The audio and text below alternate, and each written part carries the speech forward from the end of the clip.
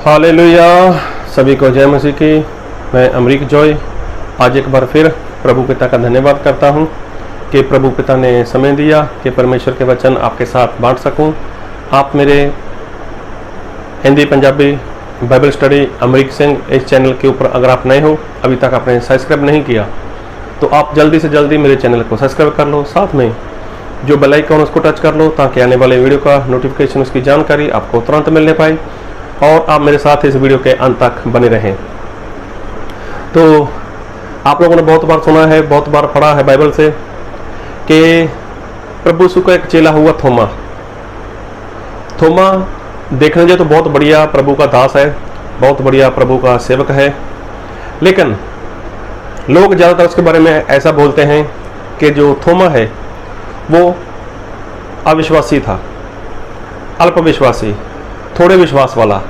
ना जाने लोग थोमा के बारे में क्या क्या बोलते हैं। क्या सचमुच ऐसा ही है? क्या थोमा के बारे में जैसा आप लोगों ने सुना है या जैसा आप लोगों ने अभी तक मानते हो, क्या वो बात सही है? क्या थोमा ने सचमुच प्रभु यीशु के घाव में हाथ डाल दिया था? जो प्रभु यीशु के हाथ के ऊपर जख्म थे, जहाँ पर कीलें लगा दी गई थी, तो क्या प्रभु यीशु के हाथों में थोमा ने अपनी उंगली डाली थी? क्या जो प्रभु यीशु का पिंजर था, यहाँ पर प्रभु यीशु मसीह को भाला मारा गया था, क्या प्रभु यीशु मसीह के उस जगह पर थोमा ने अपना हाथ डाला था? लोग बोलते हैं कि थोमा ऐसा है, थोमा वैसा है, लेकिन आपने जो भी सोचा, आपने जो भी सोचा हुआ है, यहाँ पर जो भी मानते हो, लेकिन थोड़ा उसको साइड पर रखकर आप इस वीडियो को पूरा देख लेना।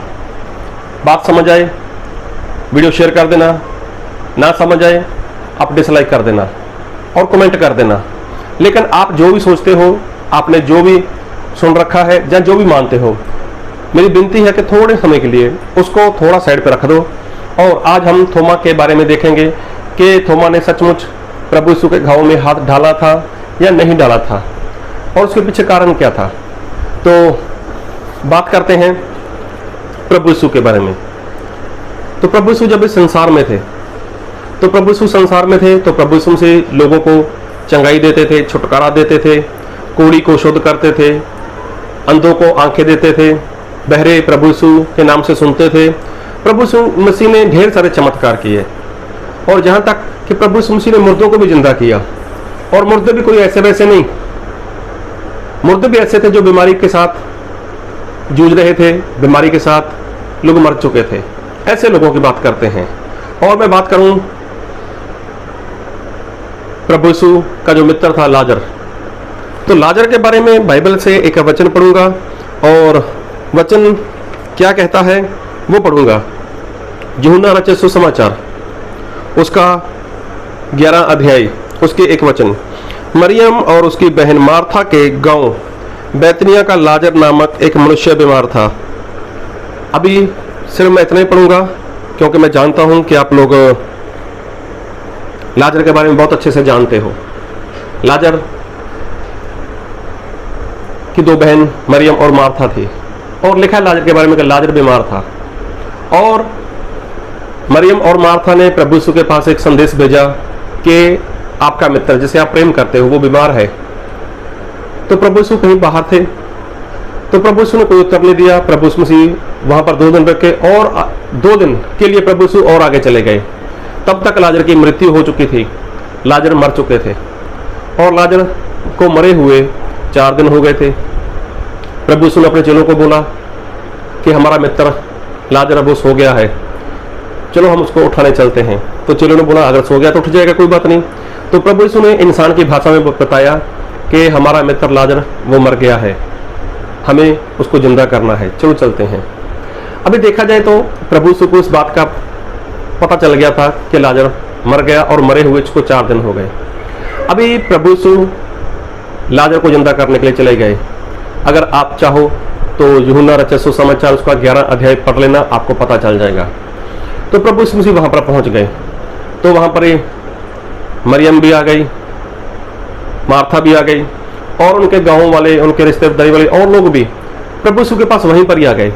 तो प्रभु यीशु कब्र के ऊपर चले गए। प्रभु यीशु ने बोला इस पत्थर को जहाँ पर लाजर रखा हुआ है कब्र के अंदर, उसको पत्थर को हटा दो। तो वहाँ पर सुनने में ये आया कि अभी उसकी जो डेड बॉडी है उसमें से बास आती हो गई, दुर्गंध आती हो गई। अभी देखो, लाजर को मरे हुए 4 दिन हो गए थे और उसकी बहन लोग बोल रही हैं कि प्रभु अगर हमने उसको पत्थर को हटाया या पत्थर को हटाने का प्रयत्न किया तो अभी क्या होगा कि उसमें से तो बास आती है।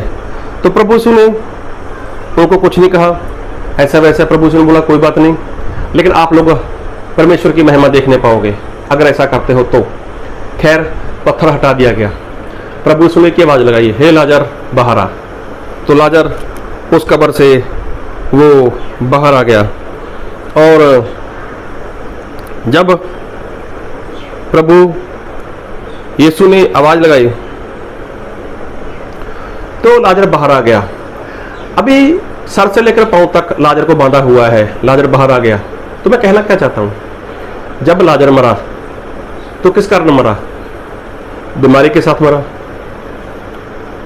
तो बीमारी भी कोई ऐसी वैसी नहीं होगी, भयानक सी बीमारी होगी, और बीमारी भी ऐसी होगी कि जिसने लाजर के शरीर को खत्म कर दिया, जिसने लाजर को मौत की घाट तक पहुंचा दिया। मतलब भयानक सी बीमारी थी। अब एक सेकंड के लिए या 2-10 सेकंड के लिए सोचो, जब लाजर जिंदा हुआ तो क्या उसके अंदर वो बीमारी रही होगी? आप कमेंट में बताना। क्या आप ऐसा मानते हो कि लाजर जब मरा था उसको बीमारी थी? ऐसा बाइबल में लिखा है। और जब प्रभु यीशु ने उसको जिंदा किया तो क्या प्रभु यीशु ने उसी बीमारी के साथ उसको जिंदा किया होगा? आप बोलोगे नहीं। जी हाँ, प्रभु यीशु ने लाजर को उस बीमारी के साथ जिंदा नहीं किया। तो जिंदा करते प्रभु यीशु, अगर वही बीमारी के साथ जिंदा करते तो फायदा क्या था फिर? क्योंकि वो दुख में था, पीड़ा में था, या परेशानी में था, या बीमारी में था, हो सकता है वो बिस्तर पर लेटा हो। तो फिर अगर वो जिंदा होकर वही स्थिति में जाने वाला है, वही परिस्थिति में जाने वाला है, तो उसको जिंदा होने का फायदा क्या था? नहीं, प्रभु यीशु ने सारी बीमारी को दूर कर दिया था जब वो जिंदा हुआ। फिर एक वचन पढ़ूंगा आपके लिए, और मैं वचन पढ़ूंगा आपके लिए मरकुस उसका 5 अध्याय, और पढ़ूंगा आपके लिए उसके 21 और 22 वचन को। जब यीशु फिर नाव से पार गया तो एक बड़ी भीड़ उसके पास इकट्ठी हो गई।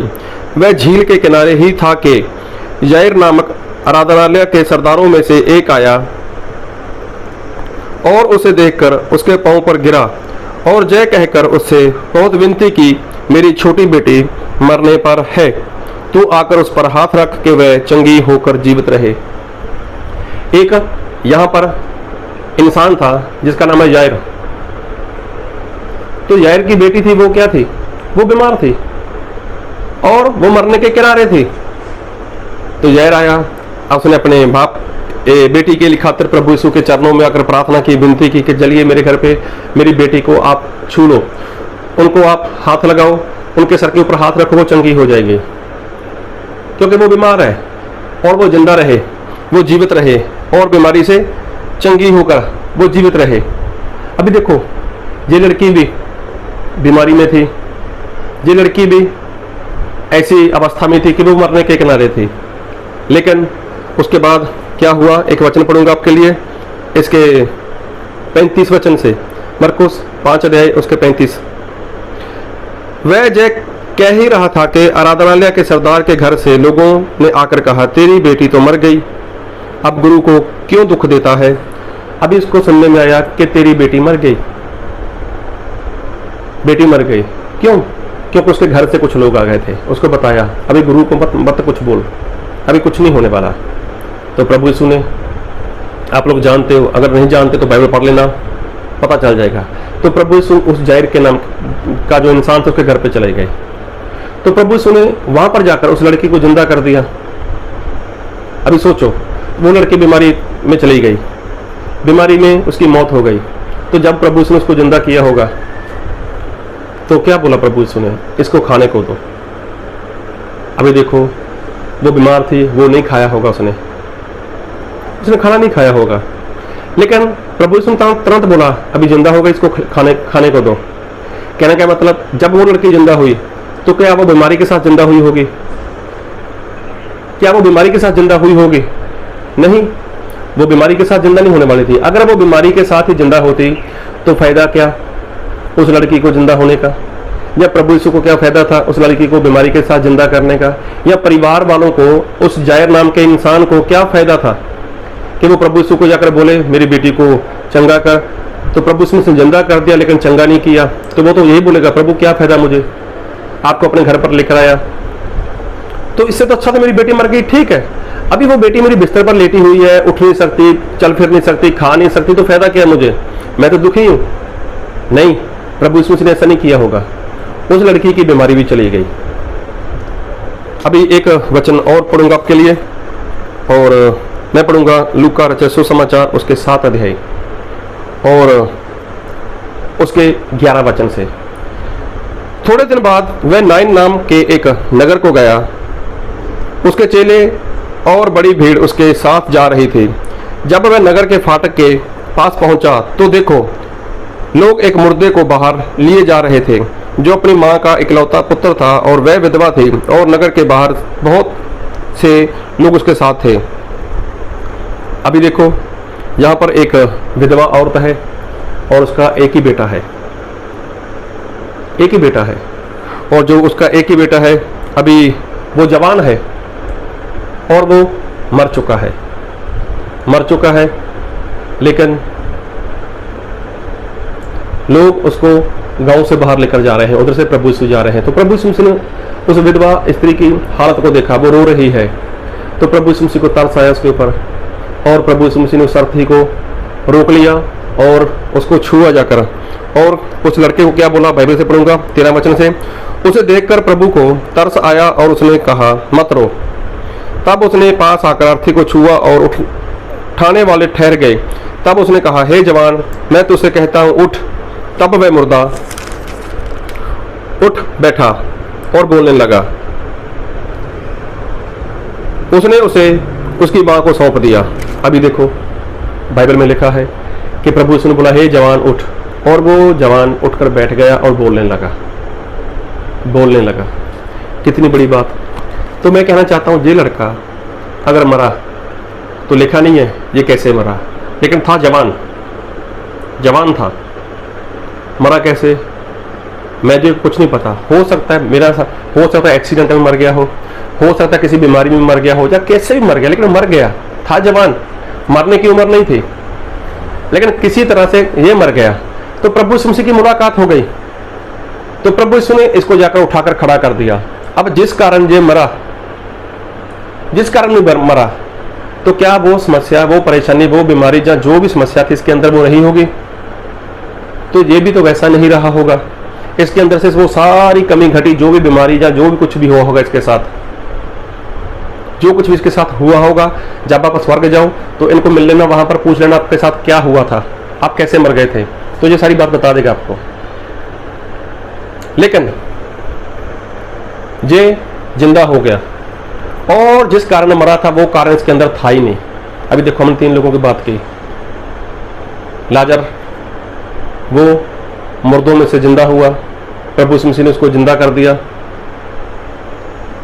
और बीमारी थी उसको, लेकिन अब उसके अंदर बीमारी नहीं थी। जैर की बेटी बीमार थी, अभी जब जिंदा हो गई तो वो भी बिना बीमारी के जिंदा हो गई। ये जो नैन विधवा का जो बेटा था, जवान था, ये भी मर गया था, लेकिन किस कारण मरा लिखा नहीं है, लेकिन हमारा ऐसा अनुमान हो सकता है कि वो भी किसी न किसी कारण मरा होगा। इसको भी जिंदा कर दिया। अभी सोचो ये सारी बातें मैं क्यों बता रहा हूँ। शुरुआत मैंने थोमा की प्रभु यीशु के साथ की, कि प्रभु यीशु मसीह के साथ ऐसा हुआ, लेकिन ध्यान से सुनना।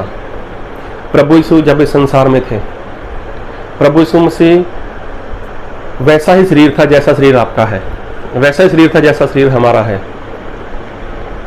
प्रभु यीशु मसीह को नींद आती थी, प्रभु यीशु मसीह थक जाते थे, बेचैन हो जाते थे। सारी बातें एक जो आम इंसान के अंदर है वो सारी बातें प्रभु यीशु के अंदर थी। लेकिन प्रभु यीशु मसीह आए थे संसार में अपनी जान देने के लिए, अभी देखो प्रभु यीशु मसीह के बारे में लिखा है कि प्रभु यीशु मसीह को कोड़े मारे गए, प्रभु यीशु मसीह के हाथों और पाँव में कीलों ठोक दी गई, और उनका जो पिंजरा जो पसली का हिस्सा रहता है वहां पर उनको भाला मार दिया गया, शरीर के ऊपर कोड़ों की मार दी गई। और इसके बारे में बताया गया कि जैसे एक किसान जब जमीन में हल चलाता है ना तो नीचे का हिस्सा ऊपर ले उठाता है, तो ऐसी दुर्दशा प्रभु यीशु की हो गई। तो यशायाह भविष्यवक्ता 53 अध्याय 53 वचन में जब पढ़ोगे तो प्रभु यीशु मसीह को ऐसा कर दिया कि प्रभु यीशु मसीह में कोई भी खूबसूरत वाली बात थी नहीं, बदसूरत सा प्रभु यीशु मसीह दिखाई देने लगा। ऐसी दुर्दशा प्रभु यीशु मसीह की कर दी गई। अब ऐसी दुर्दशा के साथ प्रभु यीशु मसीह मर गए। अब जब प्रभु यीशु मसीह मर गए और प्रभु यीशु मसीह तीसरे दिन मुर्दों में से जिंदा हो गए, बात को ध्यान से सुनना। अभी ऐसे शरीर के साथ जब प्रभु यीशु मसीह मरे, ऐसा शरीर प्रभु यीशु मसीह का इतना जख्मी हो चुका था, सर के ऊपर कांटों का ताज और कांटे थे जो प्रभु यीशु मसीह के सर के अंदर चले गए थे, दिमाग तक चले गए होंगे, आंखों का ऐसे आर पार हो गए होंगे। शरीर के ऊपर जो कोड़ों की मार है, अरे कितना उसका चमड़ा उधेड़ दिया होगा, पीठ में से कितनी सारी चमड़ी निकाल दी होगी, पेट में से कितना कुछ कर दिया होगा, हाथों और पाँव में कीले, पूरा शरीर लहू से लथपथ। लिखा है कि उसके अंदर कोई भी ऐसी खूबसूरती वाली बात थी ही नहीं कि लोग उसको देखें और विश्वास करें, लेकिन सभी लोग उसके देखते थे और अपना मुंह छुपा लेते थे। कितना भयानक सा प्रभु यीशु मसीह का शरीर कर दिया था लोगों ने मार मार कर। अब प्रभु यीशु मसीह मुर्दों में से जी उठे, तीसरे दिन प्रभु यीशु मसीह जी उठे, तो प्रभु यीशु मसीह ने कई लोगों को दिखाई दी, प्रभु यीशु मसीह ने अपने चेलों को दिखाई दी। और जब प्रभु यीशु मसीह ने चेलों को दिखाई दी तो वहां पर ऐसा हुआ था एक बार कि जो प्रभु यीशु मसीह के चेले थे उन्होंने बात की थी। मैं वचन से पढ़ूंगा बाइबल से, और मैं पढ़ूंगा यूहन्ना रचित सुसमाचार उसका 20 अध्याय उसके 24 वचन। परंतु 12 में से एक अर्थात थोमा जो दिदुमुस कहलाता है, जो मैं 19 वचन में पढ़ता हूँ, कुछ पता चल जाएगा आपको। उसी दिन, हाँ, यूहन्ना रचित सुसमाचार 20 अध्याय उसका 19 वचन। उसी दिन जो सप्ताह का पहला दिन था, संध्या के समय, जब वहां के द्वार जहां चेले थे यहूदियों के डर के मारे बंद थे, तब यीशु आया और उनके बीच में खड़ा होकर उनसे कहा तुम्हें शांति मिले। और जय कहकर उसने अपना हाथ और अपना पंजर उनको दिखाए। तब चेले प्रभु को देखकर आनंदित हुए। यीशु ने फिर उनसे कहा तुम्हें शांति मिले, जैसे पिता ने मुझे भेजा है वैसे ही मैं तुम्हें भी भेजता हूँ। अभी देखो प्रभु यीशु चेलों के बीच में आ गए, और लिखा है कि जो द्वार है, जो दरवाजे थे वो बंद थे, तो प्रभु यीशु मसीह उनके बीच में आकर खड़े हो गए। तो देखो जैसे आपका शरीर है, मेरा शरीर है, तो हम कभी भी ऐसा नहीं कर सकते घर का दरवाजा बंद हो और हम अंदर आ जाएं, ऐसा नहीं है। अभी प्रभु यीशु का जो शरीर था वो ऐसा नहीं था, प्रभु यीशु मसीह बंद दरवाजे से आ सकते थे। फिर लिखा है आगे और उसके 24 वचन, परंतु 12 में से एक अर्थात थोमा जो दिदुमुस कहलाता है, जब यीशु आया तो उनके साथ ना था। देखो बाकी चेले वहीं पर थे, तो उनके बीच में थोमा तब नहीं था। अब जब थोमा नहीं था, जब अन्य चेले उससे कहने लगे हमने प्रभु को देखा है, तब उसने उनसे कहा जब तक मैं उसके हाथों में कीलों के छेद ना देख लूं और कीलों के छेदों में अपनी उंगली ना डाल लूं और उसके पंजर में अपना हाथ ना डाल लूं, तब तक मैं विश्वास नहीं करूंगा। अभी देखो थोमा है जो, उसको जब चेलों ने बताया, उसके साथी लोगों ने बताया, अरे प्रभु यीशु मसीह हमारे पास आए थे, हम तो ऐसे वहां पर खड़े थे और प्रभु यीशु मसीह हमारे बीच में आ गए, दरवाजा बंद था, ऐसा था वैसा था। तो थोमा ने बोला ठीक है, तुम लोगों ने देखा है, तुम्हारा लोगों का विश्वास है, तुम लोगों ने देखा, तुम लोगों ने विश्वास किया है, लेकिन मैं तो देखना चाहूंगा अपनी आंखों से, और मैं देखना चाहूंगा प्रभु यीशु मसीह के हाथ के ऊपर जो कीलों के निशान है, मैं अपना जो हाथ की उंगली है उसके अंदर डालूंगा, और जो प्रभु यीशु का पंजर यहाँ पर भाला मारा गया वहां पर अपना हाथ डालूंगा। मैं तब देखूंगा कि प्रभु यीशु क्या वो सच में प्रभु यीशु थे या तुम लोगों ने किसी और को देखा हुआ है। उसने पूछा होगा अरे जब तुम लोगों ने प्रभु यीशु के हाथ के निशान देखे तो क्या वहां पर उंगली डाली आप लोगों ने? प्रभु यीशु का जो पंजर था वहां पर हाथ डाला अपना, ये तुम लोगों ने देखा है। ये तुम्हारा विश्वास है, लेकिन मैं तो प्रभु यीशु को देखूंगा, उसके हाथ के निशान देखूंगा, उसके पाँव के निशान देखूंगा, उसके जो पसली के ऊपर, जो उसके पंजर के ऊपर भाला मारा गया था वहां पर देखूंगा, तब मैं जाकर मैं देखूंगा, तब जाकर विश्वास करूंगा। अभी देखो ये बात जब थोमा ने बोली, उसके बाद क्या हुआ, जब तक मैं अपना हाथ नहीं डालूंगा तब तक मैं विश्वास नहीं करूंगा, मतलब मैं खुद देखूंगा, अपनी ओर से, अपनी आंखों से देखूंगा। फिर लिखा है 8 दिन के बाद उसके चेले फिर घर के भीतर थे और थोमा उनके साथ था। अभी देखो थोमा भी उनके साथ है और द्वार बंद थे। अभी देखो फिर द्वार बंद है। तब यीशु आया और उनके बीच में खड़े होकर कहा, अभी देखो तब प्रभु यीशु फिर आ गए और उनके बीच में खड़े होकर कहा, तुम्हें शांति मिले, तुम्हें शांति मिले। तब उसने थोमा से कहा, अपनी उंगली यहाँ लाकर मेरे हाथों को देख और अपना हाथ लाकर मेरे पंजर में डाल और अविश्वासी नहीं परंतु विश्वासी हो। जय सुन थोमा ने उत्तर दिया, हे मेरे प्रभु, हे मेरे परमेश्वर। अभी देखो क्या थोमा ने जब अपने साथी लोगों के साथ था, प्रभु यीशु मसीह वहीं पर आ गए, तब भी दरवाजे बंद थे, द्वार बंद था। तब प्रभु यीशु ने बोला, तुम्हें शांति हो। फिर प्रभु यीशु ने थोमा को बोला, थोमा इधर आ, अपनी उंगली ला और मेरे हाथ में डालकर देख, अपना हाथ मेरे पंजर में डालकर देख। अविश्वासी मत बन, अविश्वासी मत बन परंतु विश्वासी हो। तो क्या थोमा ने प्रभु यीशु के हाथ में उंगली डाली? क्या प्रभु यीशु के पंजर में थोमा ने अपना हाथ डाला? अरे नहीं, थोमा ने डाला ही नहीं है। थोमा के मुंह से क्या निकला? जय सुन थोमा ने उत्तर दिया, हे मेरे प्रभु, हे मेरे परमेश्वर। अभी देखो प्रभु यीशु का जो शरीर था वो सर से लेकर पांव तक जख्मी था, पूरी तरह से लहू लुहान था। प्रभु यीशु मसीह को कोई पहचान सके, प्रभु यीशु मसीह को कोई देख सके और देखकर किसी को खूबसूरती दिखाई दे, ऐसा कुछ भी नहीं था।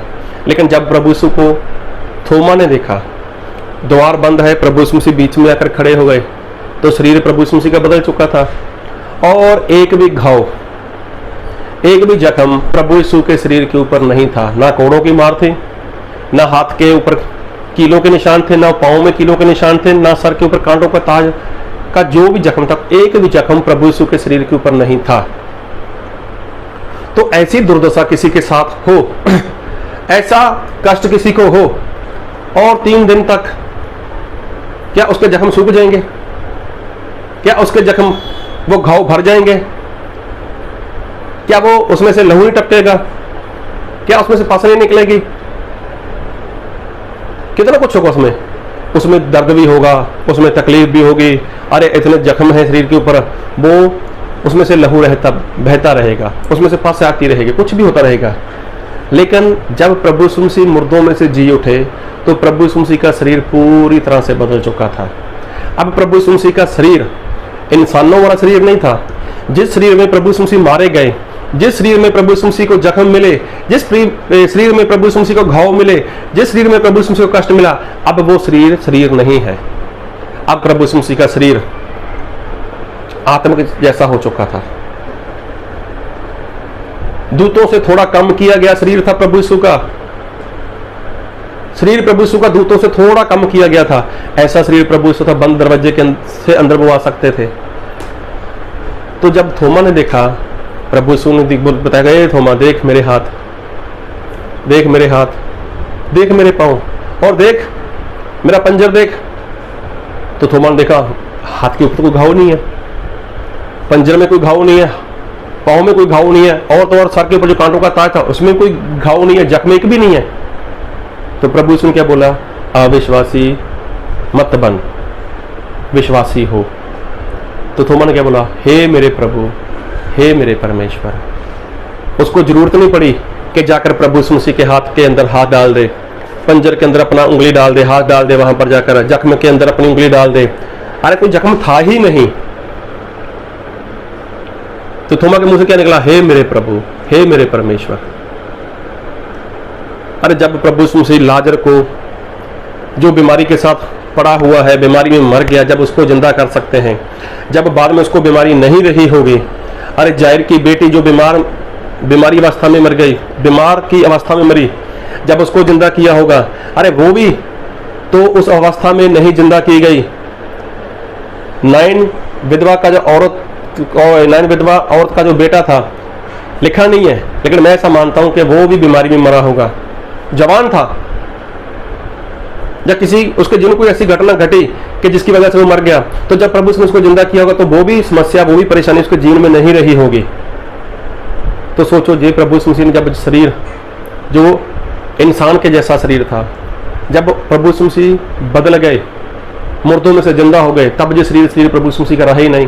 तो जब ये शरीर प्रभु मसीह का रहा नहीं, तो सोचो क्या घाव, क्या जख्म प्रभु मसीह के शरीर के ऊपर होंगे?